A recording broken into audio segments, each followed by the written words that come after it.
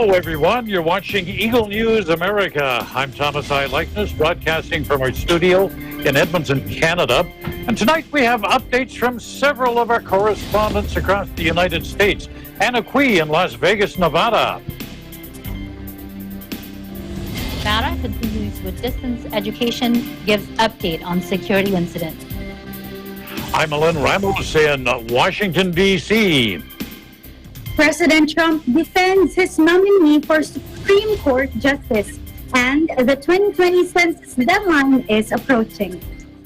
Elma Marie Gonzalez in South Haven, Mississippi reports that people are being falsely told the state's mandatory mask law is being repealed.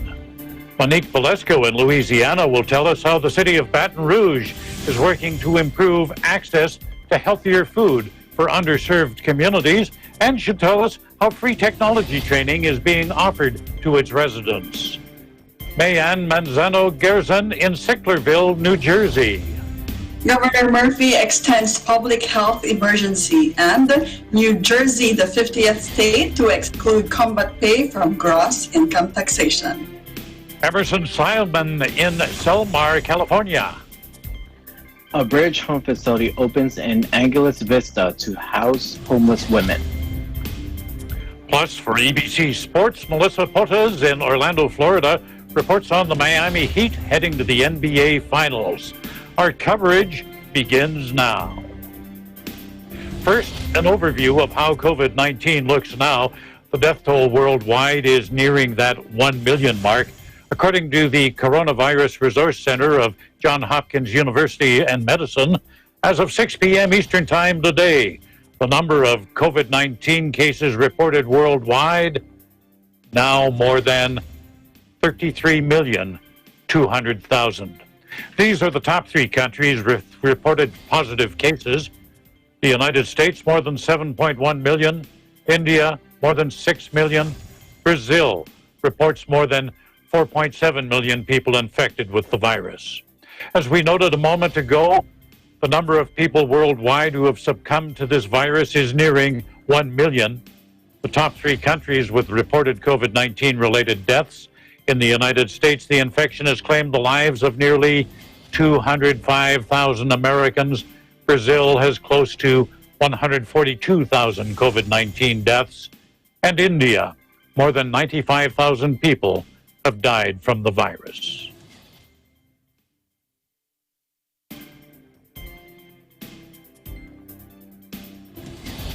In the United States, it's an evening of good political theater.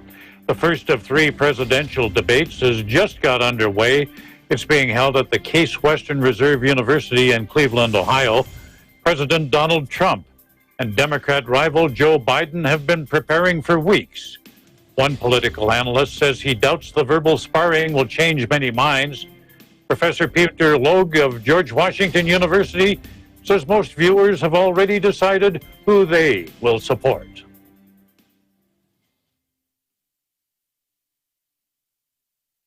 After the show is over, after the arguing is finished, will there be a winner? Will there be a defining moment when one candidate triumphs over the other? We asked Professor Logue his thoughts on that. Look at the data. If you look at what political scientists have found, they find that debates really don't move a lot of votes. A lot of people are going to watch this debate. There's going to be a lot of yelling at Twitter. People are going to be screaming into the digital void. But ultimately, there's very little reason to believe that any one debate, any one statement, any one gaffe or rhetorical trip is really going to change very much. And the topics to be discussed, well, expect a lot of talk about the pandemic, civil unrest, climate changes, and the California fires, as well as the president's taxes. Two more debates are to follow before Election Day, which, of course, is November the 3rd. Wildfires continue to burn in California, flames forcing thousands of people out of their homes in California's Napa Valley today, as the wildfires, fanned by fierce winds, ripped through the region's world-famous wine country. Under an orange, opaque sky and a sweltering new heat wave, vineyards were consumed and houses devastated by the blaze. The flames have consumed more than 11,000 acres. Early this morning, winds gusted up to 55 kilometers per hour. They blew embers and spread the flames. More than 1,000 firefighters on the scene. They're trying to bring those fires under control. Electricity has been cut to 65,000 homes in Northern California as a precaution. California has been battling massive wildfires for months, stoked by dry conditions, strong seasonal winds, and high temperatures that the state's leadership has blamed on climate change. Parts of the state have been engulfed at times in thick smoke, while evacuations have been complicated by the coronavirus, which has hit California hard. Well, are you a dog lover? Take a look at this canine here. Meet Scar. He's a strange-looking dog, and he does more than the usual tricks of shake a paw, fetch a stick. He was developed by the School of Mines in Nancy, France. His movements, well, they're directed by a human with a control pad. But what use is a robotic dog? Well, it can be used to explore places where it's too dangerous for humans to go. One group that's taking an interest in Scar is France's National Agency for the Management of Radioactive Waste. The robot would be used in its controversial underground burial project. Just one thing I wonder about. Is Scar housebroken? Up next, we'll have reports from Eagle News correspondents in Las Vegas, Nevada, and Washington, D.C. Eagle News America continues.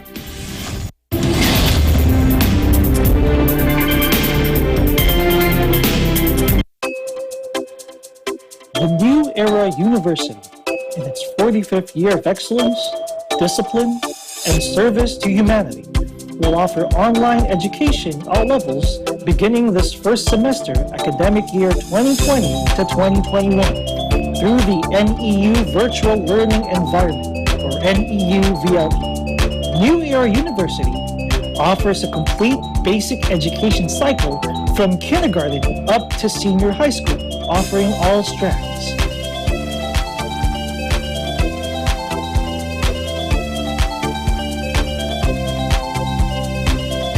NEU has 18 colleges,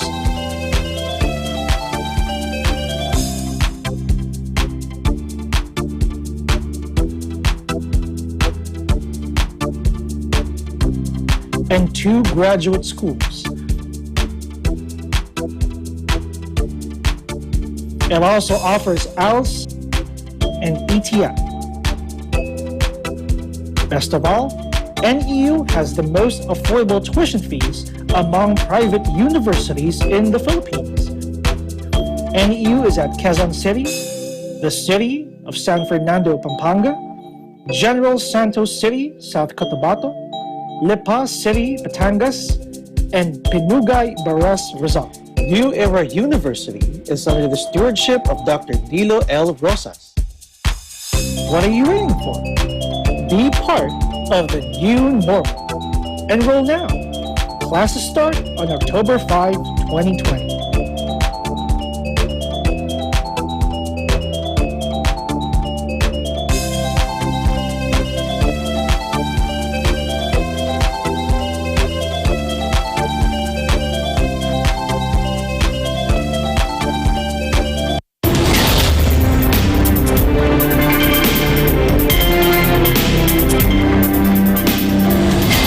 Watching Eagle News America, I'm Thomas I. Likeness. Well, the school bell in Clark County, Nevada won't be ringing this year. Eagle News correspondent Anna Cui reports that classrooms will remain closed and students will be taught online. As well, Anna will update us on a data security breach in the school district. Good evening, Anna. Thanks for joining us. Thank you, Thomas. Yes, the Clark County School District, or CCSD, Board of School Trustees, met last week, according to a press release. And 2 things happened in that meeting. They were presented with a 30-day update on health data from the Southern Nevada Health District. And the school district's leadership gave update on the connectivity and instruction so far this school year. Dr. Fermin Leguen, Acting District Health Officer of the Southern Nevada Health District, said that even though the overall positivity rate for COVID-19 cases here in Las Vegas continues to trend downwards, there's still a high risk in regards to reopening of schools.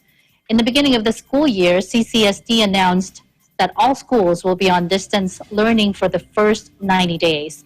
And it doesn't look like they have any plans on going back to in-person instruction at this time. Then the district leadership shared the following information regarding connectivity.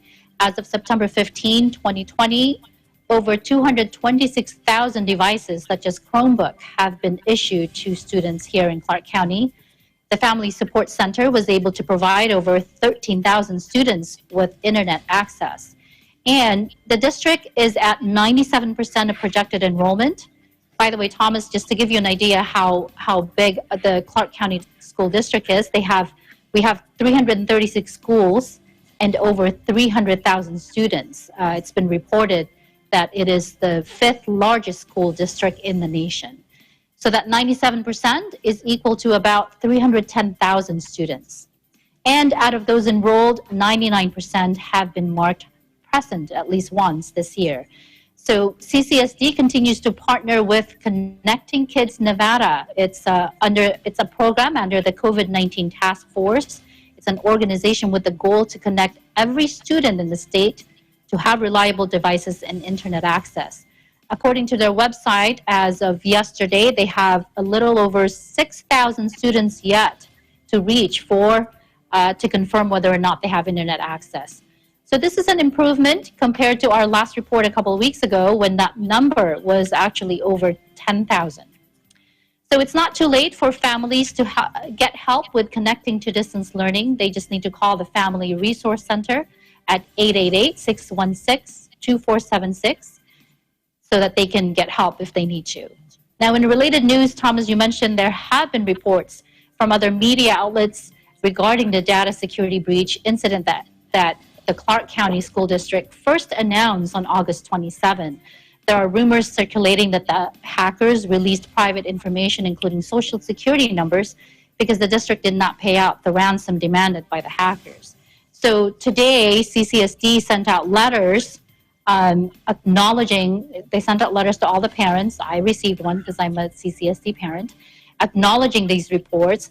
And the district, is unable to confirm or to verify all the information, some of the information that's being reported. But it did state that they are working hard to determine the scope of this breach. They're cooperating with the law enforcement, and as the investigation continues, they are notifying those affected individuals. These other reports might have caused some panic to, some people here, but CCSD is doing their best to reach out to those affected. So Thomas, as we often mention here at Eagle News, the public needs to verify any information they read on social media or, what they see on TV. And if possible, at all possible, go to the source. For our viewers, if you ever feel that your private information might have been compromised at any given time, review your bank statements and monitor your credit report for any suspicious activity. In Las Vegas and Aqui, Eagle News, we live in interesting times. Back to you, Thomas. Anna, what else can you tell us about that security incident that happened within the district? Yeah, so, on this report, they did when they found out about this breach, that was August 27th, so about a month ago. When they initially found it, they did their due diligence. They reported it to the law enforcement.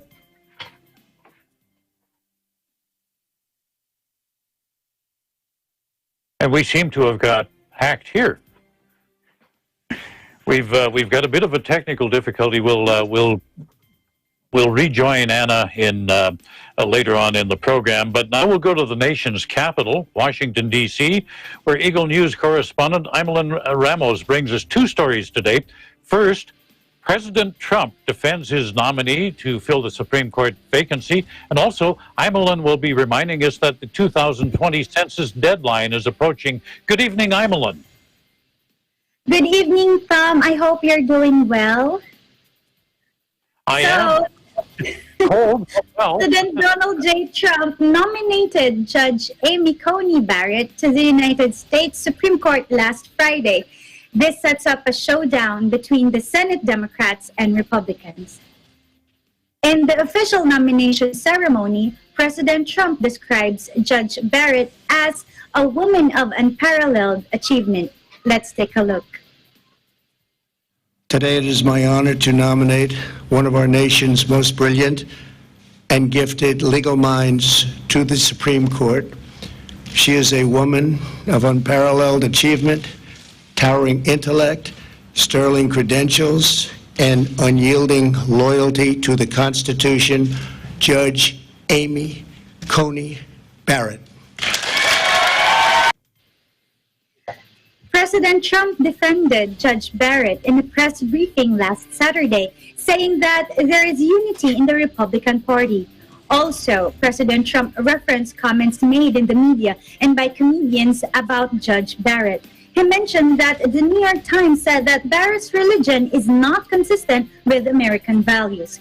President Trump noted that Barrett is a Catholic and that the statement of the New York Times was a disgraceful thing to say. I thought, though, on the religious situation with Amy, I thought we settled this 60 years ago with the election of John F. Kennedy. But seriously, they're going after her Catholicism. I will stand with her, fight with her, and we will make sure that these attacks stop because it's unprecedented. They're basically fighting a major religion in our country. This is incredible. President Trump also stated talking points from the Republican Party that 29 Supreme Court vacancies have occurred during an election year or before an inauguration. In each instance, the president was performing his duty and nominated a justice. He further stated, quote, "In almost every one of these cases over the past 230 years, where the president and Senate were the same party, the justice, as you know, that justice was confirmed." With only 5 weeks to the election, it will be interesting to see how the Republican-led Senate will expedite the nominating process and hold the vote on the Senate floor for the president's nominee. Meanwhile, the executive office of D.C. Mayor Muriel Bowser emailed D.C. residents reminding us to complete the 2020 census. Every person living in the United States and its 5 U.S. territories are required by law to be counted in the 2020 census. My family and I completed it early this year, but as the email mentioned, the 2020 census deadline is Wednesday, September 30th. So, you still have time to fill it out. Why should we fill it out? Why should we fill out the census? According to 2020census.gov, the census results help determine how billions of dollars in federal funding will be distributed to the states and communities each year. It also determines how many seats in Congress each state gets, and it's also mandated by the U.S. Constitution. The census is taken every 10 years, and over the next decade, lawmakers will use the results of the census to make important decisions. It only takes a few minutes to fill out the census. For more information, please go to 2020census.gov. In Washington, D.C., I'm Lynn Bondoc Ramos, Eagle News. We live in interesting times. Back to you, Thomas. Ireland, we've seen the headlines on how Judge Barrett's nomination, let's face it, it's just going to be a huge, huge political battle. It is. We've heard a lot about Trump's defense, but I'm curious. I haven't heard much from Joe Biden. What's his stance on Judge Barrett? Yes, Thomas. Well, I reported in the past that the Democrats' position in general is that the Supreme Court nominee should be selected and appointed after the presidential election. So whoever the president nominates, Joe Biden will most likely not support. Joe Biden released a statement last week referring to Judge Barrett, and he contends that if Judge Barrett were to be approved, there's a danger of the Affordable Care Act being overturned. I expect this also to be addressed in the first presidential debate, which will be held tomorrow. Looking forward to it. Are you looking forward to it, Tom? I know Canada. I know you're also looking forward. I'm a bit of a political junkie, so I love stuff like that. If somebody's running for dog catcher, I'll watch the debate. But one other thing I'm curious about, Biden says we should wait until after the election for the appointment of the judge. This actually brings up a very significant point, because this election, there is a possibility, if it's a tight one, this election could be decided by the Supreme Court. Would she be in a conflict of interest? Would she have to recuse herself? I think it is a conflict. Right, Tom? It's kind of interesting where the Supreme Court is now. But well, let's hope that it will be decided by the Senate and the President. I hope that everything will work out in its own place. But you know, Tom, this is actually one of the topics in the debate tomorrow. So hopefully it will be addressed and it will be all cleared out for us. But I have a question for you though. What do you think is the topic you're most interested in for the debate, Tom? I would think, well, there's two. One just recently came up, but the first one is the handling of the pandemic. That's got to be on most people's mind, because the fallout from that is the economy. The economy was doing fine until the pandemic, so one caused the other, if you like. I don't know whether the Supreme Court judge is, when you talk to Larry Lunchbucket out on the street, I don't know whether that's top of mind for him. But the economy, the pandemic is, and now President Trump's taxes. I mean, there were T-shirts made up by the Democrats saying I paid more taxes than the president. Yes. So I think that's going to be an issue too. Whoever wins it, my only hope for the sake of the country, and I know I'm not a U.S. citizen, I am a Canadian, but I hope for the United States that there is a clear victory for one side or the other, and that from there on the country can head down the road in a united manner. Yeah, well, let's just hope for the best. I thank you for joining us tonight, Imelin. You've got a front row seat right there in the nation's capital. I do. Thank you, Tom. Okay, still to come, we've got updates from our correspondents in South Haven, Mississippi, Baton Rouge, Louisiana, and Sicklerville, New Jersey. You're watching Eagle News America.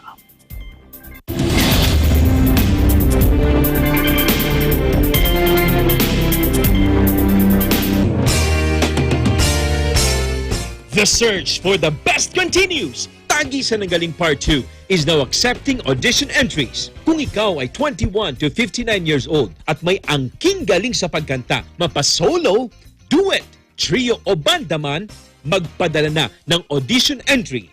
Narito ang mga guidelines.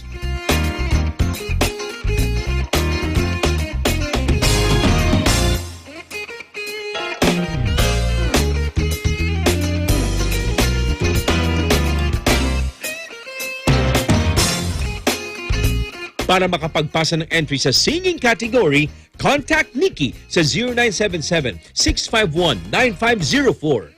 Ito na ang pagkakataon mo para maging tagisan ng galing grand winner at manalo ng 2 million pesos. Para sa karagdagang impormasyon, i-like ang Tagisan ng Galing Facebook page. Kaya sali na!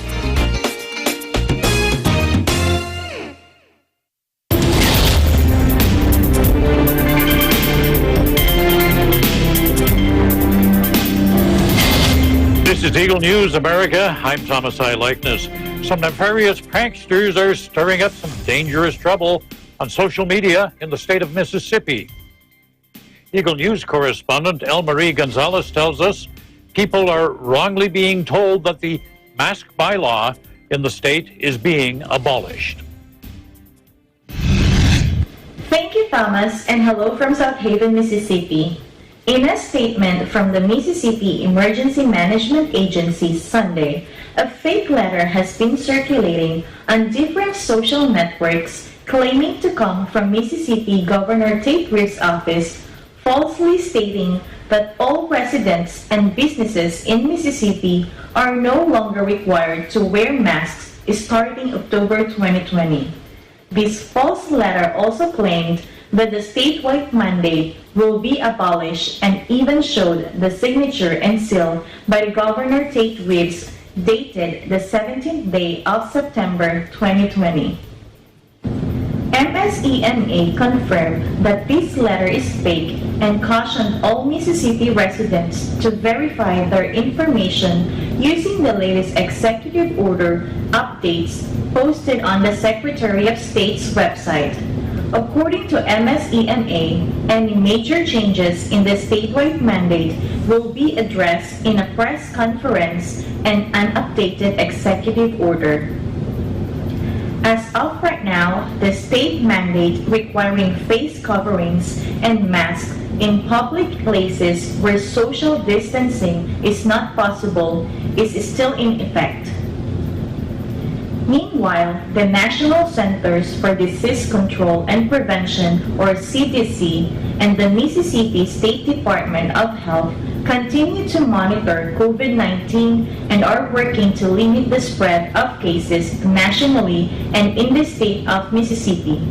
The latest numbers as of Sunday, September 27, are 190 new COVID-19 positive cases, which bring the total cases to 97,049, with 89,737 presumed recovered. Of these, 2 new deaths have been recorded, bringing the state total to 2,921 fatalities. Hope you are staying safe and healthy there in Canada, Thomas. From South Haven, Mississippi, I am Elmer Gonzalez, Eagle News. We live in interesting times. Back to you, Thomas.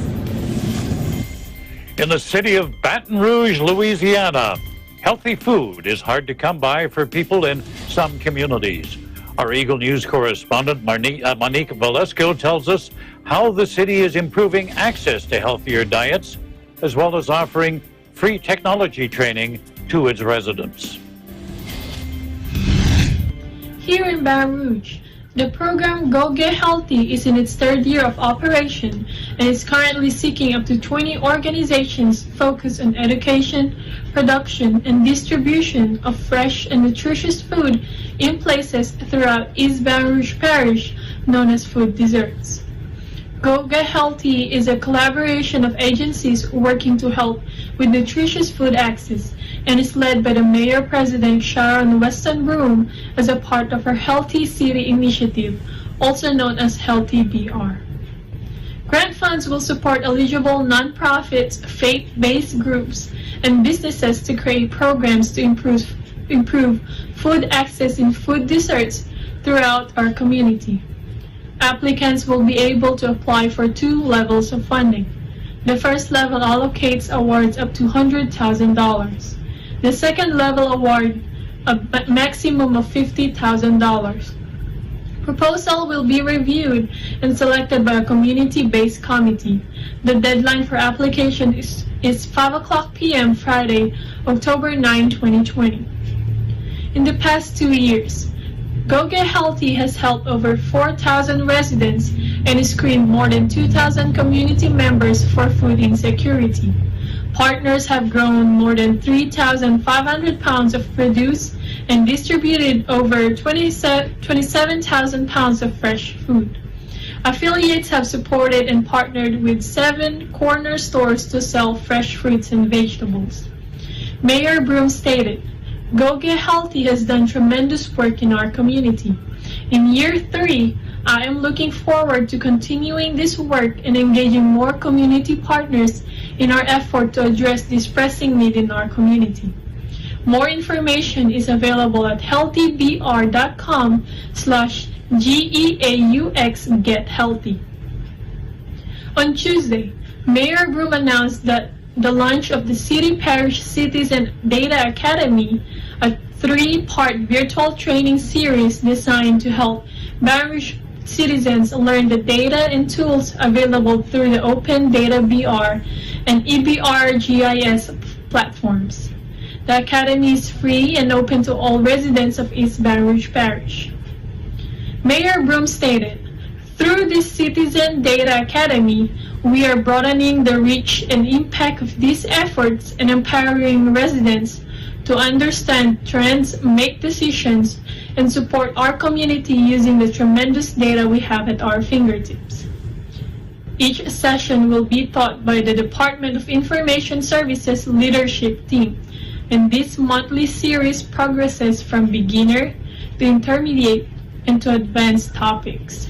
Residents can join in one session or the entire series by visiting brla.gov/Data Academy. Meanwhile, Governor John Bel Edwards reminds Louisiana residents to make sure they are accounted for the 2020 census by visiting my2020census.gov or calling 1-844-330-2020. In Baton Rouge, Louisiana, I'm Monique Velasco, Eagle News. We live in interesting times. We go to New Jersey now, where the state's governor is extending the public health emergency order. And there's good news for those in the military because the state will exclude combat pay from gross income taxation. Those stories from Eagle News correspondent Mayanne Manzano-Gerson in Sicklerville. Good evening, Mayanne. Good evening, Thomas. In a report released by the Office of the State Governor on Friday, Governor Phil Murphy signed Executive Order number 186. The order extends the public health emergency that was declared on March 9, 2020 through Executive Order number 103, which was previously extended on April 7, May 6, June 4, July 2, August 1, and August 27. Under the Emergency Health Powers Act, a declared public health emergency expires after 30 days unless renewed. Executive Order number 186 extends all executive orders issued under the governor's authority under the Emergency Health Powers Act. It also extends all actions taken by any executive branch, departments, and agencies in response to the public health emergency presented by COVID-19 outbreak. On to the next headline, Thomas. Governor Phil Murphy today signed into law to exclude combat pay from gross taxable income under the New Jersey income tax. New Jersey is the only state currently taxing combat pay, which is also untaxed by the federal government. Take a look. Earlier today, I was honored to join with legislative sponsors and advocates virtually to sign a new state law permanently exempting military combat pay from state income taxes. That's Senator Mike Tester on the upper left, General Jamal Beal on the upper right, and Assemblywoman Annette Quijano on the lower right. And both the senator and the Assemblywoman were two of the bipartisan group of sponsors. To say this is long overdue does not serve this point justice, this measure. We are the last, I think this is shameful, we're the last American state to have done this. We want to be one or two. To be 50 is just jaw-dropping. But this is a long overdue measure for our active duty military women and men who literally put themselves in harm's way in service to our nation. And this is, at long last, a statement of our New Jersey values, values that honor service to our nation and to our fellow New Jerseyans. And this new law is a worthy complement to our ongoing efforts to ensure that the service of our military men and women is properly honored once their days in uniform are over, whether that be in providing educational and job training opportunities, in healthcare and housing, or any of the services they and their families need. So to every New Jerseyan who wears our nation's military uniforms, thank you for your service. And we also thank every single one of our veterans. The legislation excludes military pay for service in a combat zone or for hospitalization as the result of injury while serving in a combat zone from gross taxable income under the New Jersey income tax. A combat zone is defined as any area the President of the United States designates as executive order as an area in which the U.S. Armed Forces are engaging or have engaged in combat. Meanwhile, here is today's statistical report of New Jersey's COVID-19 cases. According to the Department of Health of New Jersey, there are 561 new positive cases reported today, bringing a statewide total of 204,107 New Jerseyans tested positive. Sadly, we have one new death, pushing the total to 14,316 fatalities. New Jersey remains on stage 2 of its road to recovery. And for some weather update, Thomas, it's currently 10:06 in the evening here in New Jersey, and it's currently cloudy. It's 70 degrees Fahrenheit or 21 degrees Celsius. The high today was forecast as 82 degrees Fahrenheit or 28 degrees Celsius. In Sicklerville, New Jersey, May and Manzano Garzon, Eagle News, we live in interesting times. Back to you, Thomas. Mayan, you know, given the economy in general, we talked about that in the last break, the economy in general just isn't doing well. Is this the time to give a tax exemption? How much of an impact is this tax exemption going to have on New Jersey's revenue? Thomas, that's a very interesting question and very timely indeed. Well, but the state officials couldn't say how much this measure would cost New Jersey in terms of annual revenue, as it varies and fluctuates according to future U.S. military deployments. However, Thomas, Governor Murphy said that he wasn't very concerned about the losses given the cost of this legislation. Thomas? When is this legislation going to take effect?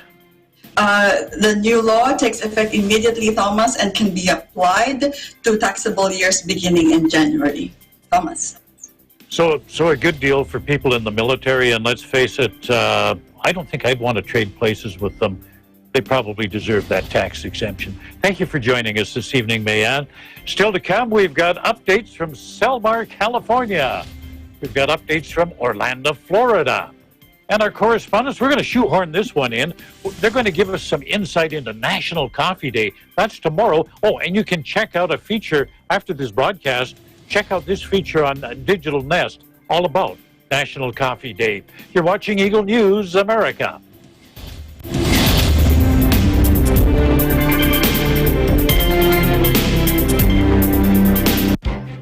Events happen around us all the time, in our community, in our country, around the world. Events that affect people, move communities, or simply inspire us. Interesting events that people need to know. In these interesting times, we continue to be a competent partner in delivering news about these events. Fast, accurate, balanced. Eagle News, because we live in interesting times.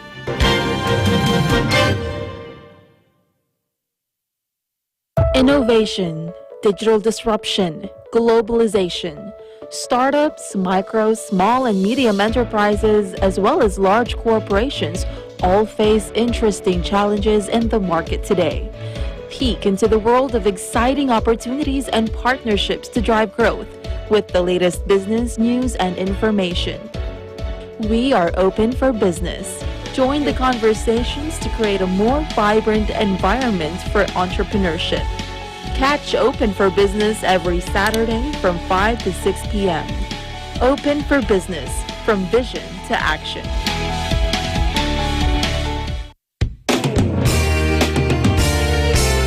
Ako po si Marcelito Pomoy, ang bago niyong makakasama sa Tagisan ng Galing Part 2. Kita-kits po tayo sa pinakabago at pinakamalaking talent competition on TV and online. Tagisan ng Galing Part 2, dito lang sa Net 25.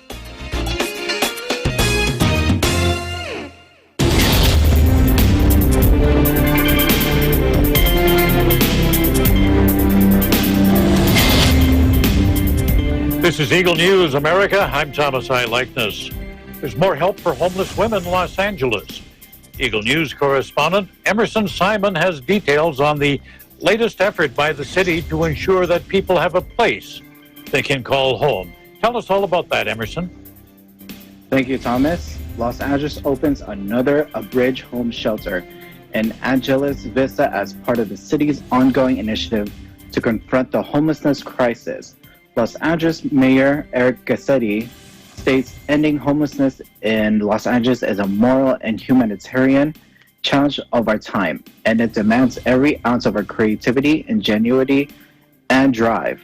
By leveraging the power of modular design to use and using shipping container materials, we are opening a new chapter for innovative housing solutions in our city and providing hope and healing to Angelinos who are most in need. Homelessness continues to be a major problem in Los Angeles, and the pandemic seems to have worsened the homelessness situation. According to the results of the 2020 homelessness count from the Los Angeles Homelessness Services Authority, there are currently 66,436 homeless residents in Los Angeles County, which is an increase of 13% from last year. From these numbers, there are 41,290 homeless residents living in the Los Angeles city, which is an increase of 16% from the previous year.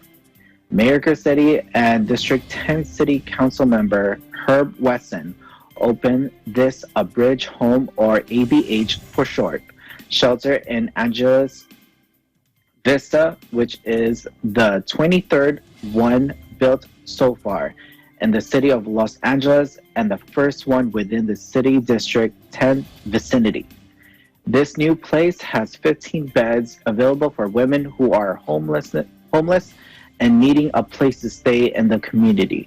Like the other ABH shelters, this housing site will provide the additional services of counselors and support staff to give the residents here the assistance needed to be self-supporting with the jobs and stability needed in their journey to recover and permanent housing. In Silmar, California, Emerson Simon, Eagle News. We live in interesting times. Back to you, Thomas. Emerson, you know, this is a great project being undertaken by the city, but what are the reactions and the concerns of residents who are living nearby this project?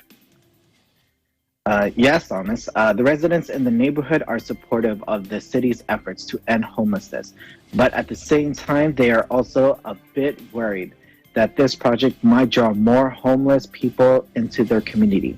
The city assures them that this is incorrect information. Abridge Home shelters actually focus on the homeless people already residing there in encampments, on sidewalks, under the bridge, and other sites.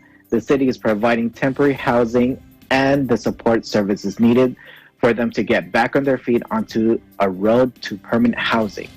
As a result, these actions will also beautify the neighborhood, as sanitation and enforcement services will make sure that these shelters and the surrounding areas are clean and safe. Hopefully all that will come to pass. Just one thing, are those tent cities that are being replaced, will they be removed, or will people still be living in tent cities nearby there?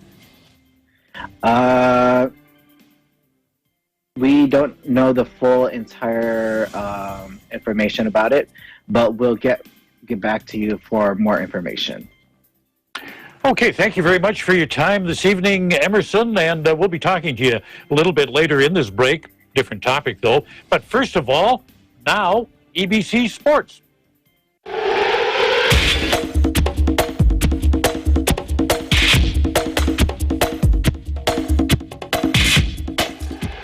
The stage is set for the NBA 2020 Finals. For the East, it's going to be the Miami Heat. The Heat earned the right to represent their conference, and we have more on that from Eagle Sports correspondent Melissa Potes. Bam Adebayo took the blame for the Heat's Game 5 loss to the Celtics. That added motivation propelled him to bring Miami to the finals for the first time since 2014. Adebayo's explosive fourth quarter and career-high 32 points helped the Heat close out the Celtics in 6 games. After Game 5, I put that on myself that my teammates would never have that type of performance from me again. And for those 24 hours, I was locked in. And and my family know how I get when I play bad, or especially if we lose. I'll put that on my shoulders. I feel like I could have did something different. So I did something different, came out with being extra aggressive, just locked in. He's just done a great job of understanding, like, okay, I could have had a bigger impact on the game, and I will make sure we get in a similar situation to make sure, the opportunity presents itself to take over. He's really growing into a leadership role. He's mature way beyond his years. His offensive game is just growing, daily. And he wants the responsibility, and he wants the accountability, and he isn't afraid of putting that responsibility on his shoulders. And that's what he did the other night. All the greats in the history of the game have done that before. It was not his fault. That was a collective effort, including the coaching staff. But he wanted to take a step forward and put it on his broad shoulders, and he backed that up tonight. He was sensational, and just from a competitive standpoint, all across the board. Game 1 of the NBA Finals between the Heat and the Lakers begins Wednesday. In Orlando, Florida, Melissa Potes, Eagle News. We live in interesting times. Well, it's National Coffee Day tomorrow, so let's find out how our correspondents take their coffee and a little bit about how they feel about coffee. We'll begin with Anna Cui in Las Vegas. Anna, we lost you there a little bit earlier, and glad to have you back on the program. First of all, at what age did you begin drinking coffee? Hi, Thomas. I think I was already in my early 30s when I started drinking coffee. And I only started drinking it because I like the creme brulee creamer. And, it was good to have when you're sitting down talking with friends. I mean, a lot of my friends were and are still coffee drinkers, so I just thought it was good to have a cup of coffee in my hand as I sat down and chatted with them. So you caved to peer pressure.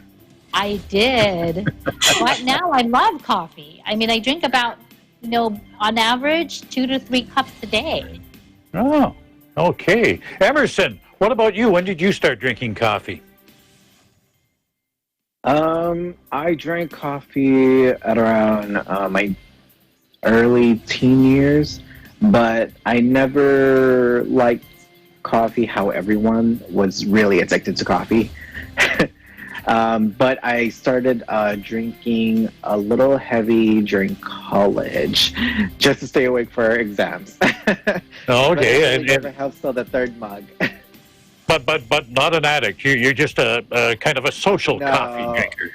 I am. But I'm always craving for those Vietnamese coffees. Oh, okay. How do you take it? What do you put in your coffee?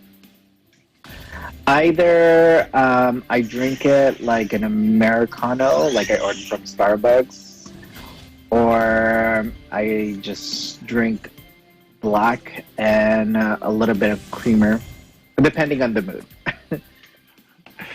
So you're going to have an extra one tomorrow? It's National Coffee Day?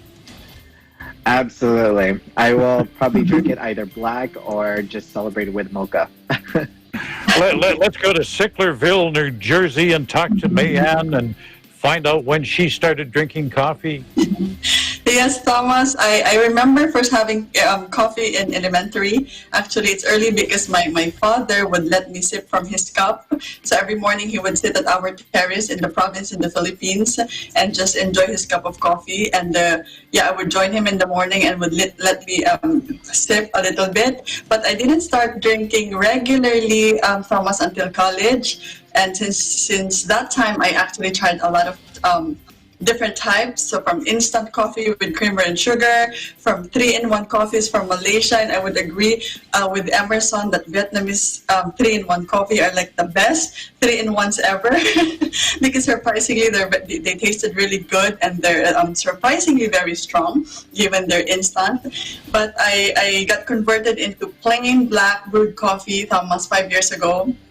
When I started working in EBC, actually, it's not that stressful in EBC Maine, but I just was influenced by other people I worked with who are brewed coffee, plain black lovers. So since then, That's how I take my coffee.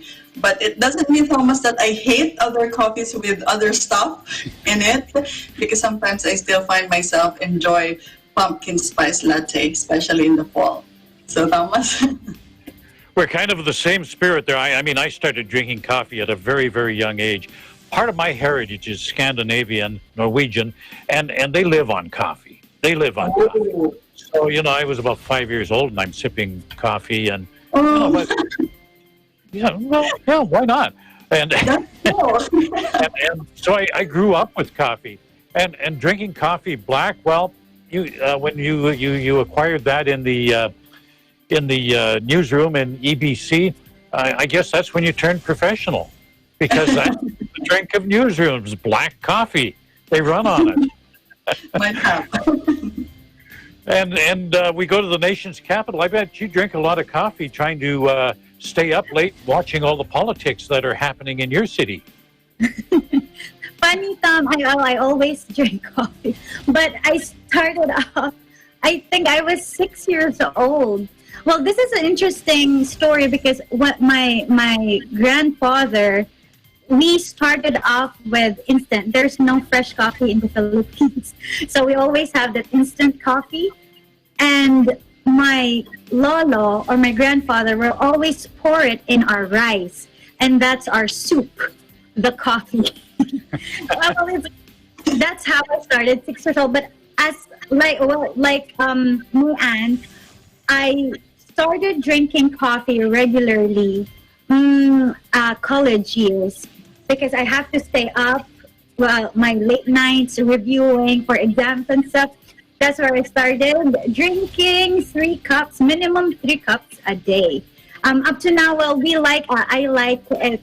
Well, in the Philippines, back in the Philippines, I just like it 3-in-1, and I know you will hate it for this, because we just have 3-in-1 and McDonald's black coffee.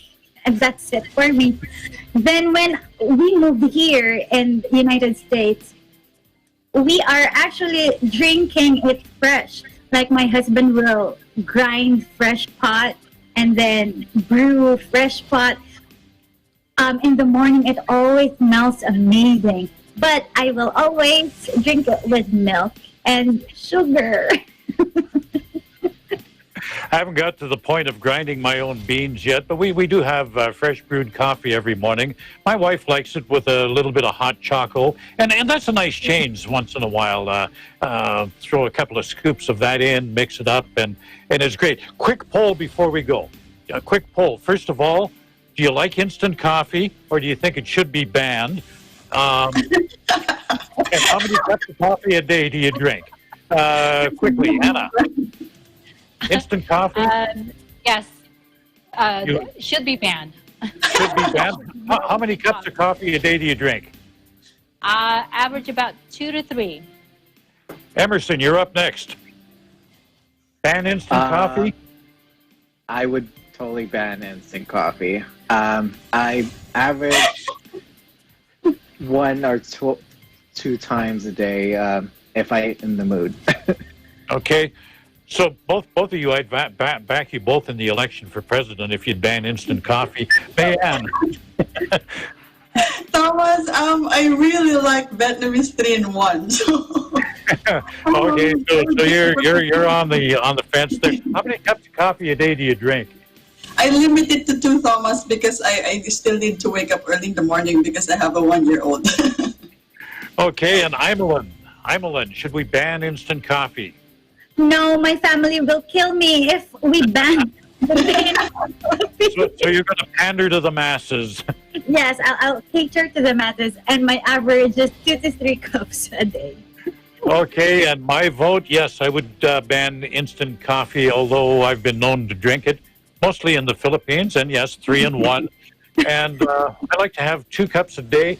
Everybody sees me every night with this, and I hate to be a bit of a heretic when we're talking about National Coffee Day, but this is tea. After 12 noon, I drink tea. Still caffeine. And that does it for our program tonight. But before we go, let's continue to thank our healthcare workers, our first responders, our essential workers. Let's give them a big round of applause. These are the people that are keeping us healthy, keeping the country going, and we definitely appreciate you. So that's today's Eagle News America. I thank you all for joining us. I'm Thomas I. Likeness, and we live in interesting times.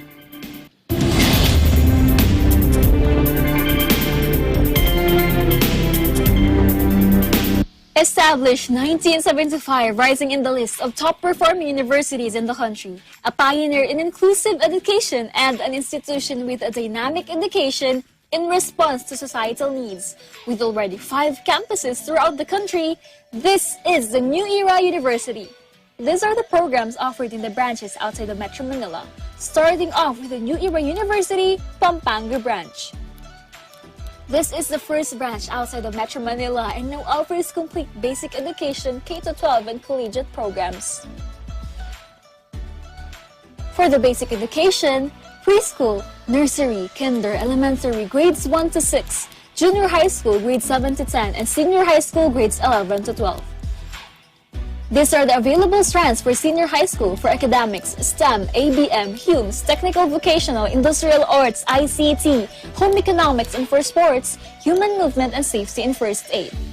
For the New Era University Lipa branch, initially offering preschool and elementary, the branch now offers secondary education program, K-12 curriculum with the senior high school program and the School of Graduate Studies.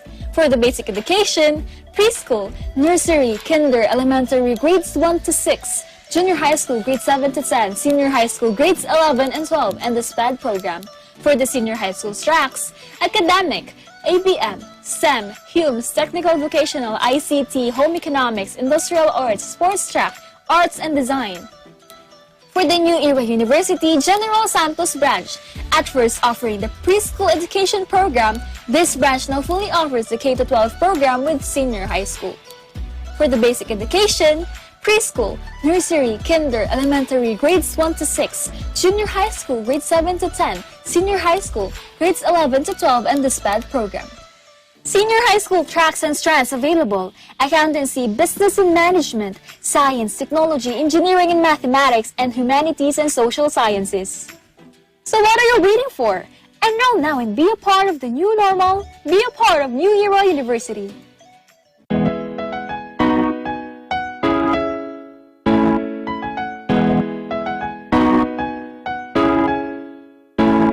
May sakit na lumalaganap, lunas di pa nahahanap. May paraan para wag kumalat, kaalaman ay ipamalas. Pag-aralan mo dali na, simulan ang disiplina. Mapahamak ay hindi na, lahat ito ay makakaya. May tamang paraan ng pagbuhugas ng kamay. Distansya, pila-pila, takpan ng bibig.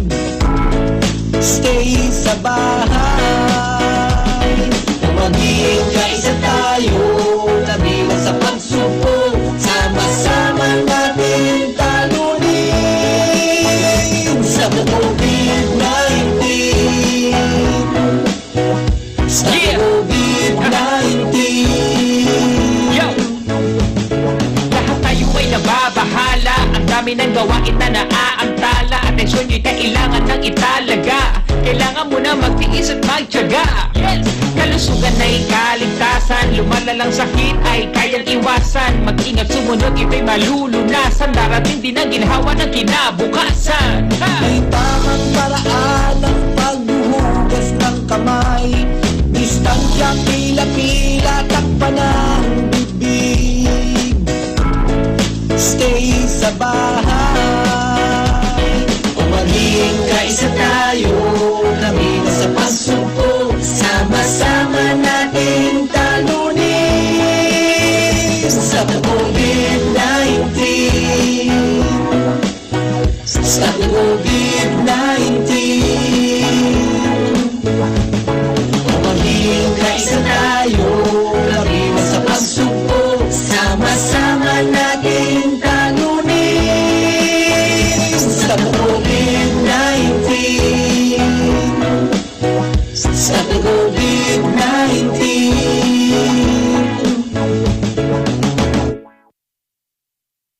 Sila ang mga kinikilalang bayaning may mahalagang papel para makamit ang kalayaan at pagbabago sa Pilipinas.